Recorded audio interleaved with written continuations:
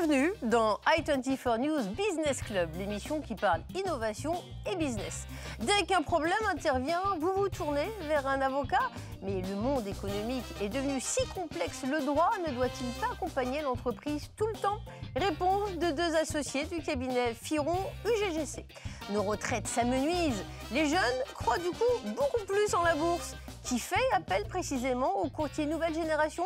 Des précisions avec Mathias Bassino, président de Trade Republic France, plateforme d'épargne en ligne. Et puis, il y a parfois de l'eau dans le gaz au Moyen-Orient. Eh bien, Total Energy cherche le gaz dans l'eau. La compagnie pétrolière se retrouve au cœur de l'accord entre le Liban et Israël avec des recettes gazières à la clé. Le directeur de l'exploration production va nous expliquer cela.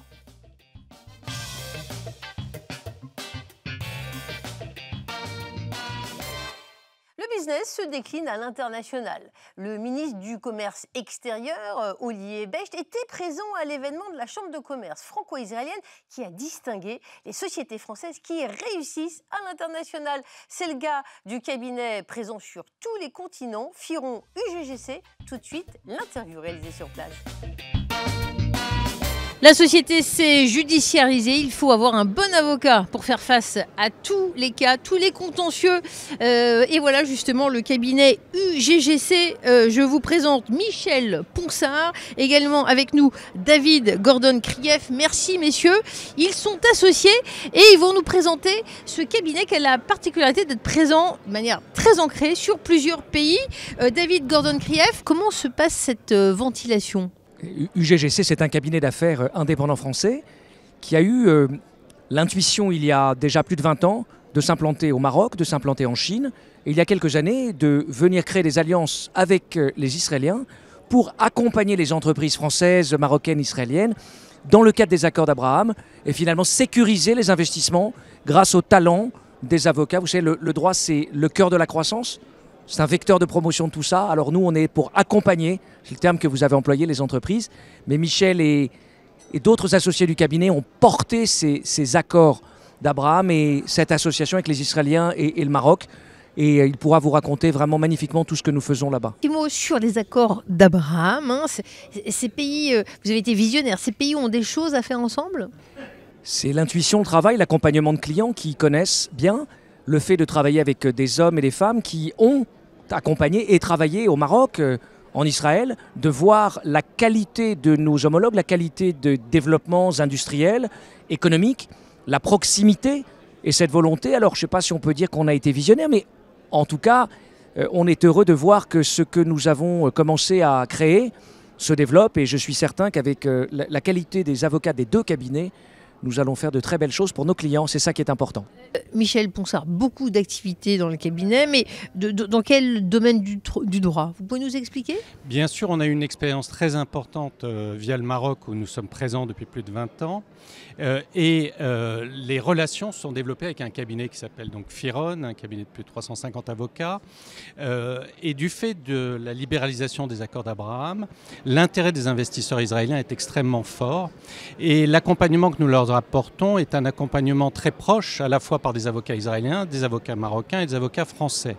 Aujourd'hui, les investisseurs israéliens s'intéressent beaucoup aux infrastructures, beaucoup à l'agriculture, à toutes ces ressources naturelles qu'on trouve au Maroc, où ils peuvent apporter évidemment leur technologie, le développement de l'intelligence artificielle, leurs compétences. Et donc ce flux est extrêmement intéressant pour nous, à un moment aussi où Israël est extrêmement attractive et où la France représente aussi un pays intéressant. Voilà. Donc tous les secteurs, c'est à peu près cela. On intervient beaucoup sur le numérique, tout ce qui est paris en ligne, toutes ces questions qui peuvent se poser, tout ce qui est médias, publicité. Voilà, on est beaucoup sollicité sur ces questions-là par les différents investisseurs. Alors bien sûr, il y a beaucoup de réalisations qui ont été faites, beaucoup de dossiers gérés. Quelle est votre fierté sur une opération, si on regarde 2022, il y a eu beaucoup d'opérations passées. Sur quel type d'opération intervenez-vous? Écoutez, il y a de nombreuses opérations, vous l'avez dit, mais la première fierté, c'est de voir des jeunes professionnels, marocains, israéliens, français, qui travaillent ensemble dans l'idée de passer les clivages du passé et de construire l'avenir. Quelques exemples des investissements israéliens très conséquents, on parle de montants particulièrement importants, notamment dans le domaine pharmaceutique, notamment dans le domaine immobilier, des partenariats en France et dans d'autres pays européens que nous avons pu accompagner dans le cadre finalement d'investissements normalisés avec des femmes et des hommes très compétents. Très compétent. Un petit mot de conclusion, Michel Ponsard, comment abordez-vous 2023 un mot sur cette expérience, comment vous abordez 2023? Oui, aujourd'hui, disons que grâce aux accords d'Abraham, les investisseurs viennent voir ce qui se passe au Maroc. Donc 2023, pour nous, c'est le moment où on va donner sa vitesse de croisière à cette joint venture, à cet accompagnement. Donc aujourd'hui, on reçoit beaucoup d'investisseurs au Maroc et qui s'avèrent intéressés, qu'on accompagne, à qui on fait rencontrer les institutions. Et voilà, cette année 2023 doit être l'année de la mise en vitesse plus que de croisière, nous espérons, de cette joint venture que nous avons créée. Alors vous êtes primé, le cabinet UGGC est primé par la Chambre de commerce franco-israélienne. Sur quoi est basée cette réussite? Je pense que nous sommes un petit peu particuliers, si je puis dire, par ce lien. C'est-à-dire que c'est à la fois une approche globale, internationale, mais aussi avec chacun des cabinets présents qui connaissent les clients. Les cultures sont quand même assez différentes entre Israël, entre le Maroc et la France. Et donc c'est important de savoir ce qu'attendent les clients, leur expliquer les marchés. Et je pense que ça nous donne une spécificité. Nous sommes les seuls, à ma connaissance, à avoir une joint venture qui soit présente sur ces 3 territoires. Et je pense que ça peut être effectivement une source d'attractivité. Merci messieurs. Le groupe UGGC primé à la Chambre de commerce franco-israélienne. Il y avait de la concurrence, mais leur réussite, leur réalisation et leurs conseils ont permis à leurs clients de prospérer. Merci messieurs. Merci à I24, merci madame.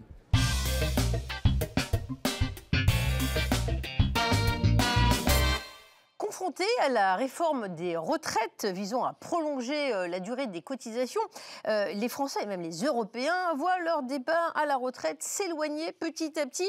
Et si la solution se trouvait ailleurs, si la retraite pouvait être obtenue par ses propres moyens, c'est un peu le credo de Trade Republic. Mathias Bacchino, bonjour. Bonjour Fabienne. Vous êtes le président de Trade Republic en France. Trade Republic, fondée en 2015 par 3 Allemands. Alors, une start-up, mais vous attaquez déjà le marché européen avec l'ambition d'être la première plateforme européenne, c'est ça? Oui, tout à fait. Nous avons récemment étendu notre scope sur 17 pays de la zone euro désormais. Et avec plus d'1 million de clients en Europe, plus de 6 milliards d'euros d'encours, effectivement, nous avons construit ces dernières années la première plateforme d'épargne et d'investissement. Et c'est essentiel parce qu'il y a des enjeux majeurs partout. On parle beaucoup de réforme des retraites en ce moment en France, mais il n'y a pas qu'en France qu'on en parle. On en parle en Belgique, on en parle aux Pays-Bas, on en parle dans les pays nordiques, on en parle en Italie. Donc c'est un problème qui est pan-européen, qui est massif et qui est important pour la société dans son ensemble.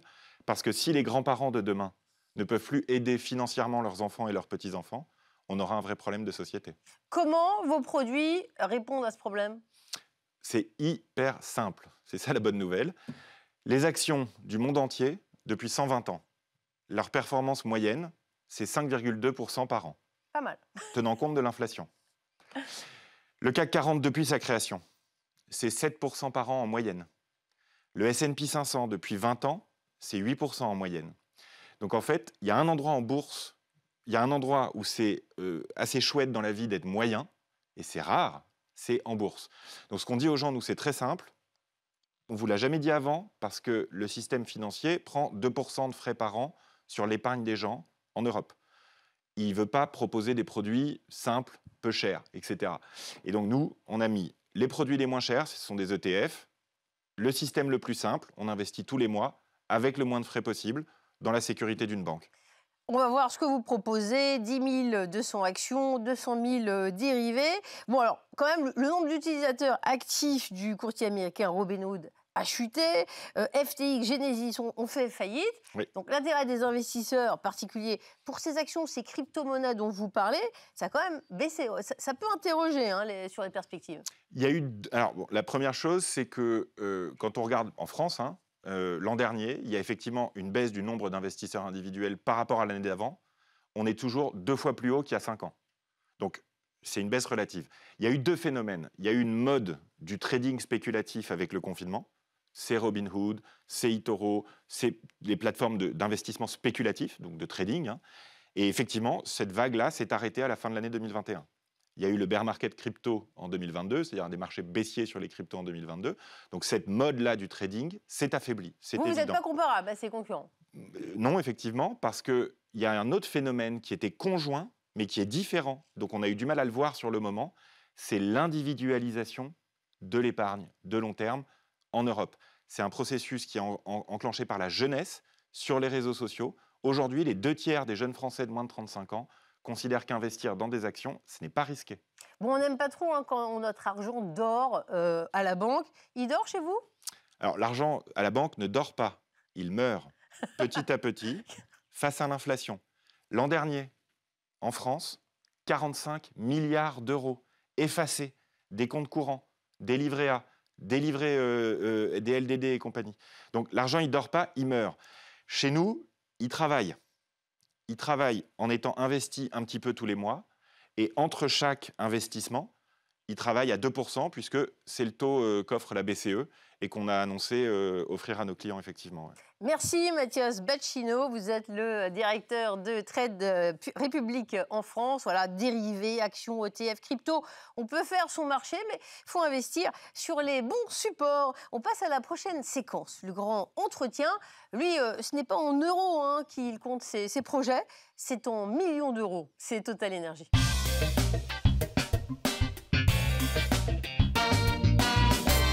Groupe intégré dans l'énergie, 3e compagnie pétrolière mondiale, Total Energy joue un rôle crucial dans l'accord maritime entre Israël et le Liban pour mettre fin à leur litige territorial concernant un champ de gaz en Méditerranée.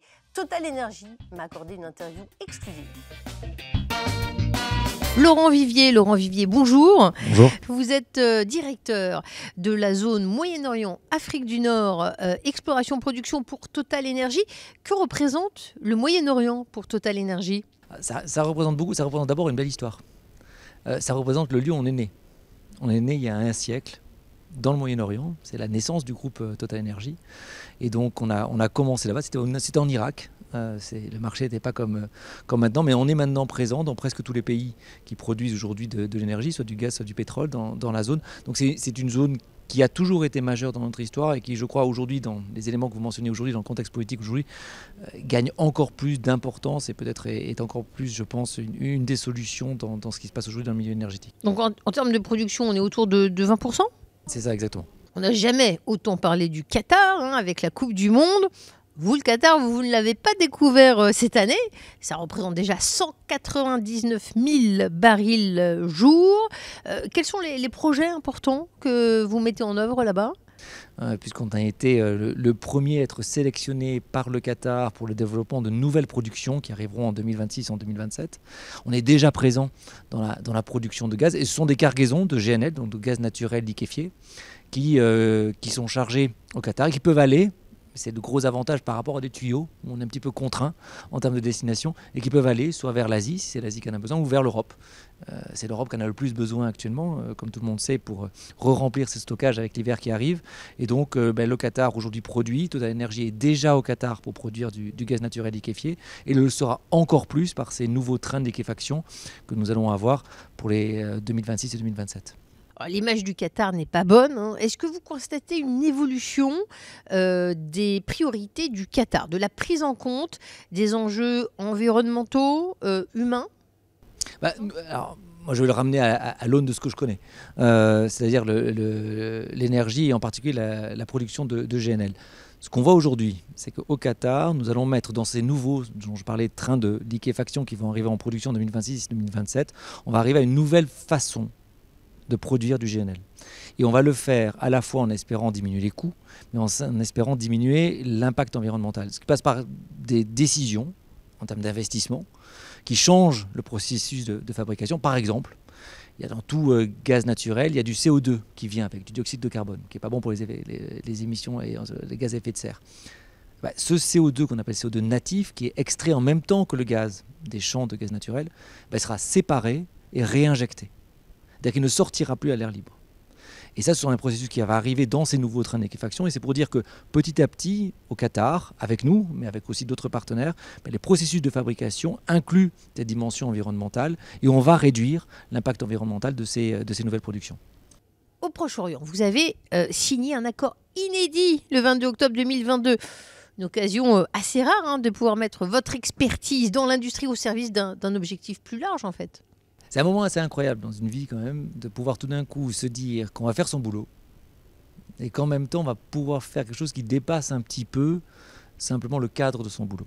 Et on s'est placé un petit peu sous les auspices de ce nouvel accord qui a été signé sur la frontière maritime entre Israël et le Liban.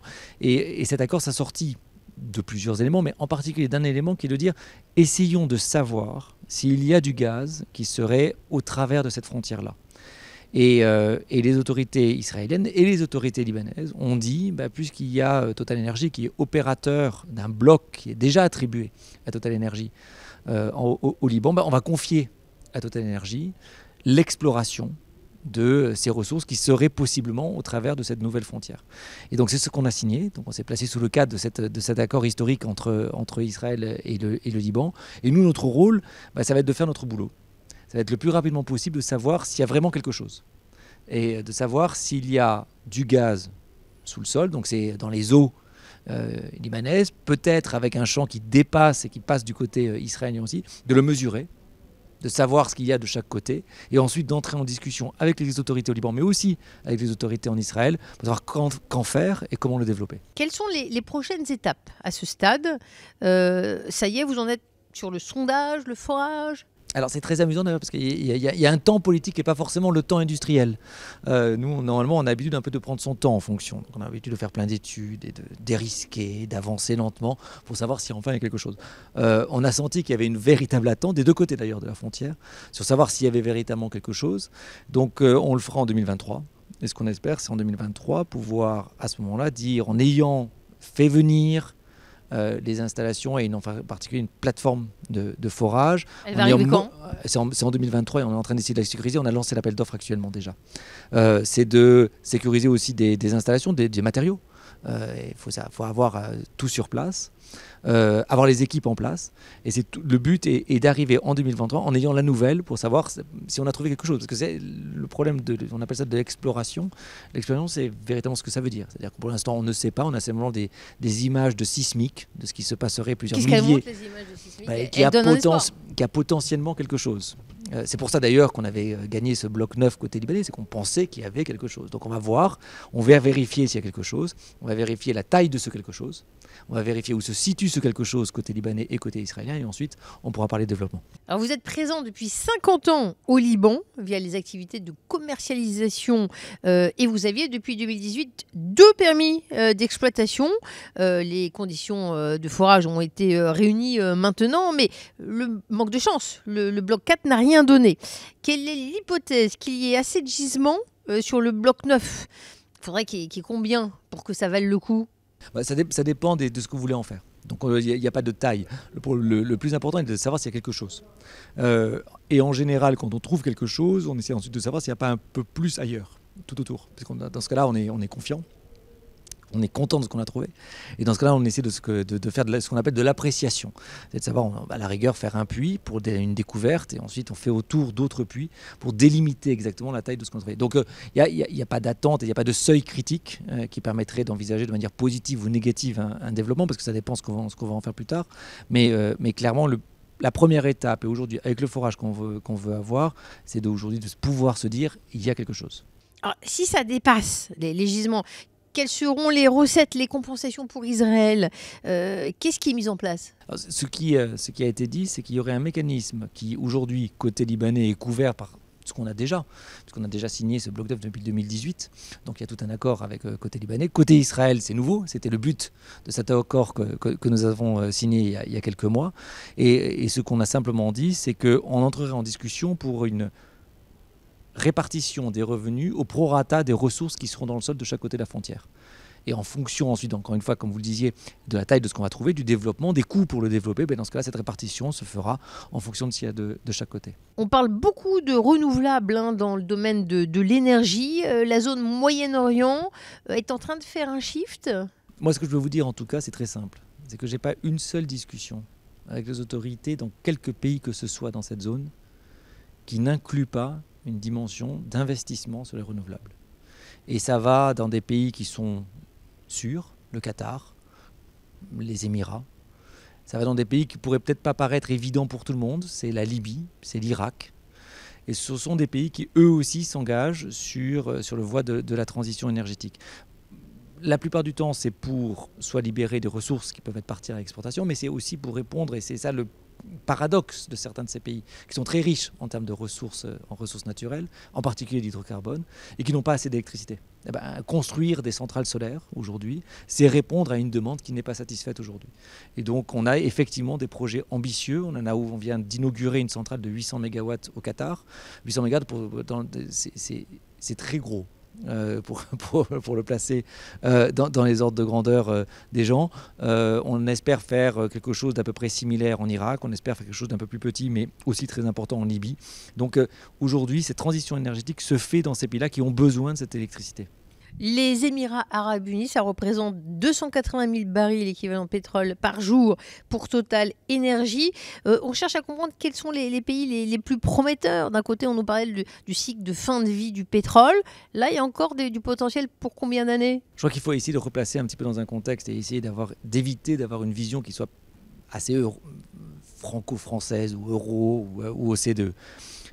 80% de l'énergie mondiale est aujourd'hui provient des énergies fossiles. Charbon, gaz, pétrole. Ce 80% ne changera pas du jour au lendemain vers quelque chose de complètement décarboné. Il faut qu'on gère cette transition. Et si ça s'appelle une transition, c'est parce que c'est une transition énergétique.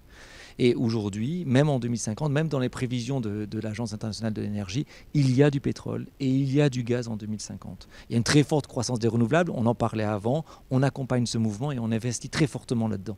Mais il y a aussi essayer d'accompagner cette demande qui continue sur les énergies fossiles, sur le gaz et sur le pétrole. Donc c'est aller dans des pays qui ont aujourd'hui cette capacité à produire avec un coût bas, avec un impact environnemental bas, c'est-à-dire on mesure aujourd'hui dans nos critères d'investissement comme Total Energy, on mesure l'impact environnemental en quantité de CO2, de dioxyde de carbone qui sera produit par baril de pétrole. On cherche les projets qui ont le plus bas ratio possible. On les trouve en général au Moyen-Orient. Quels sont les pays les plus importants pour le futur, pour Total Energy, par rapport aux enjeux que vous venez de décrire ? Voilà, entre Qatar, Libye, Oman, vous avez le choix. Alors on a le choix, c'est le gros avantage aujourd'hui, c'est qu'on a aussi cette capacité d'investir, donc on n'a pas forcément à faire un choix. Et donc aujourd'hui on mène de front plusieurs projets, on les mène dans des pays où on est moins présent, c'est par exemple l'Irak, en essayant de rentrer en force dans ce pays-là pour les aider à développer leurs ressources et aussi apporter cette transition énergétique avec en particulier du solaire. Qu'est-ce qui freine en ce moment là, le gouvernement n'est pas ouvert ? Alors, le gouvernement est très ouvert. Ce qui freine simplement pour l'instant, c'est qu'on a signé un contrat qui est à peine il y a un an. Donc, donnez-nous un petit peu de temps. Donc, on a au contraire un projet important qui répond en Irak à plusieurs besoins, en particulier éliminer ce qu'on appelle le torchage. C'est-à-dire qu'aujourd'hui, on produit du pétrole en Irak, mais tout le gaz qui vient avec le pétrole, on le brûle. Il ne sert à rien. Il est torché. Et donc, notre projet est à la fois de récupérer ce gaz, pouvoir le mettre dans des réseaux de gaz naturels pour qu'il produise de l'électricité et qu'il fasse quelque chose. C'est aussi apporter de l'énergie renouvelable et c'est aussi répondre à un autre besoin dont on ne parle pas beaucoup.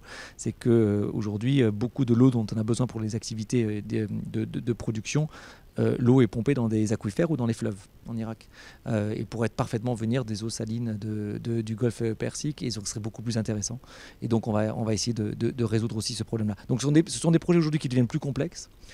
Le gros avantage qu'on a sur Total Energy, c'est qu'on est capable de répondre à cette multiplicité des demandes.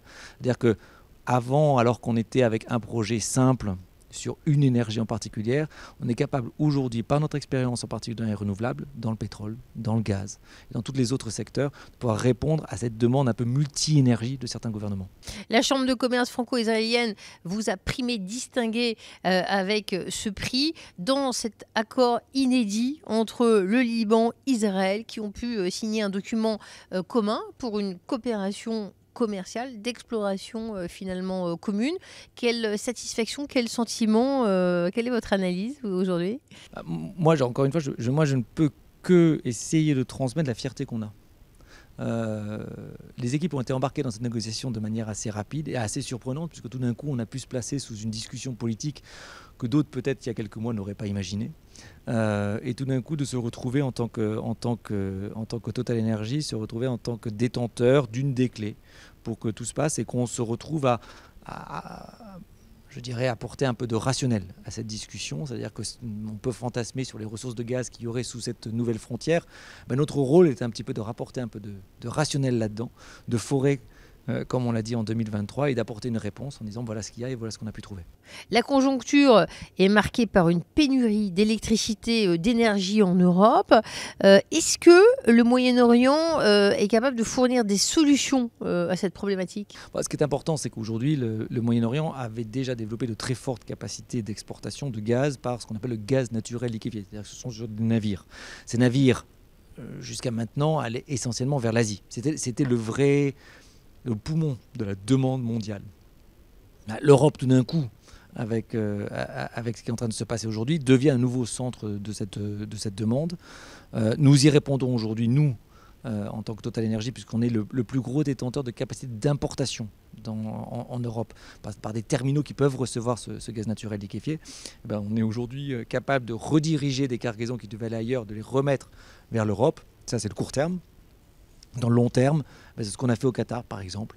C'est essayer aujourd'hui de continuer à investir dans la production de gaz naturel liquéfié qui sera à même d'approvisionner le marché européen. Merci beaucoup, Laurent Vivier, pour cette interview. Merci. Merci à tous ceux qui ont travaillé sur cette émission. Mélanie, André Zetoun, Baptiste, Noble, Werner, Pierre Larosa, toute la régie. Merci à nos invités et merci à vous de nous avoir suivis. À bientôt.